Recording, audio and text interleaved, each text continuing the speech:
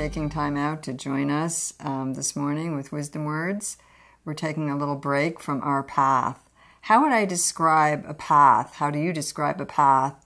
I think path is thrown around a lot. This idea we're on a spiritual path, we're on a path to creating money, creating this, creating that, marriage, whatever it is that we're looking for. And sometimes I think what can happen on the path, it's like when you're on an airplane and you're back from a long trip and you kind of get off the plane. You can't wait to get off that plane. You get off the plane and you just want out. You're just heading and you jump onto one of those automatic movers and you just stop. And so the path is carrying you at that point. You're not really thinking about where you're going until you kind of reach the end and trip. So I think sometimes we can get set an intention or have an idea or start to go in a direction, and then we can disconnect from ourselves so that the path starts to carrying us along and we forget what we're doing. This is possible even on a spiritual path as well as maybe a path to becoming a doctor or a path to creating world peace or whatever your intention is when you begin. So I think it's very important every once in a while to take a little break in the journey and discover where you are. They say that, it's not about the destination, it's about the journey. And that brings us to the idea of being fully present in the moment, which is another one of those buzzwords that we're hearing a lot today, or buzz statements, being fully present, being in the now. FPM is what we call it in our wisdom teachings, fully present in the moment. So it's the idea of all of us being together in this spot now. All of us meaning the mind and thoughts, the physical body, the emotions, being fully present with the self. So we do a lot of things like yoga and breathing and exercises to bring us fully present in the moment. Mindfulness is another buzzword that we're hearing a lot about lately, and we'll do some talks strictly on mindfulness as we move forward into these wisdom teaching programs. But for now, this idea of mindfulness is really an ancient technique, and it's the idea of being able to watch where you are in the moment. So what you're doing is you're bringing your mind and your body together. And most of us do not have the mind and the body together at the same time. So we're not living a full life. That's the idea of being fully present in the moment. The opportunity to live really fully, really authentically, another word that's being thrown out a lot, really juicy and alive and technicolor. When I first started channeling and my life started to shift, the shifts sometimes were very big change from where I was and where I was headed to where I was going.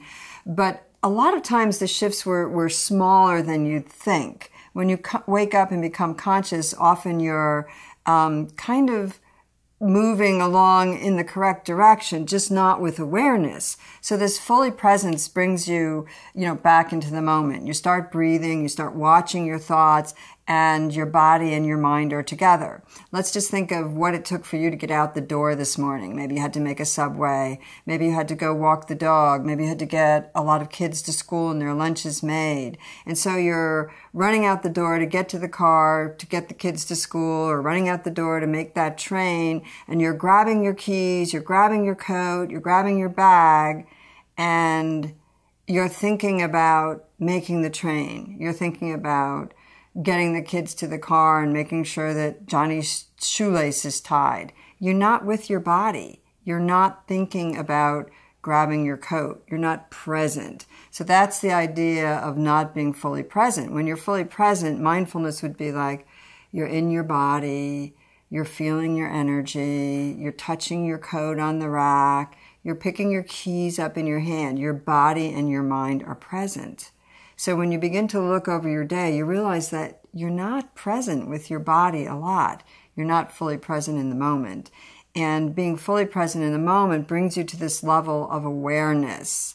Wow, no idea that I was that far ahead of myself. If I'm that far ahead of myself in the future, trying to catch that train, not right here now, what does that mean about the time that I catch the train, and then I'm ahead of myself thinking of the meeting I'm going to have in the office, or am I going to be able to get in line at Starbucks to get my coffee, or whatever it is. Again, I'm ahead of myself, so I'm not present in the moment, and that creates a real scattered lifetime. It also turns off a lot of the signals that the body can give you. The body is a very powerful, unique system, if you would, that your mind body, your more subtle bodies connect to, and together, if they're working, they can let you know that this doesn't feel good. If something doesn't feel good in your body, it gives you an opportunity to maybe look at why or what's going on. Maybe I need to change something. So awareness is actually just being aware of these signals. The curious mind can be aware of the signals, not making them right or wrong, but just being aware of every time I go into that store, I feel contracted, I feel shut down, I feel exhausted, or every time I talk to that person, I feel irritated. So you start to notice things. That's what awareness is. It's not an idea to bludgeon yourself into, wow, I'm really not present, I'm scattered, I'm this, I'm that, I don't know what I'm doing. It's not about that. It's about being able to start to bring that level of awareness to see, how can I use this? Awareness is like an older brother or a kindly uncle who's there to just guide you back to center, to guide you back to where you're going, to guide you back to being present and taking a moment to re-look at what direction you're going into. Am I on an automatic path now, an automatic pilot, and I forgot what I want or what I'm doing? Am I happy? So we can start asking ourselves questions from that place of awareness. We can start coming back to the body and listening to its needs. If we don't listen to its needs, it'll get louder. We'll get unhealthy, we'll get sick, we'll get dis-ease in the system. So I think it's very important to look at mindfulness from the simple perspective of, this is a tool that I can use to just become more aware of myself and my surroundings. So ask yourself today, am I aware? And in my awareness, what am I knowing now? What is coming into my consciousness that I need to take a look at? Give yourself a moment, a time out, and let that time out begin to spread so it becomes your all-consuming moment. You're fully present.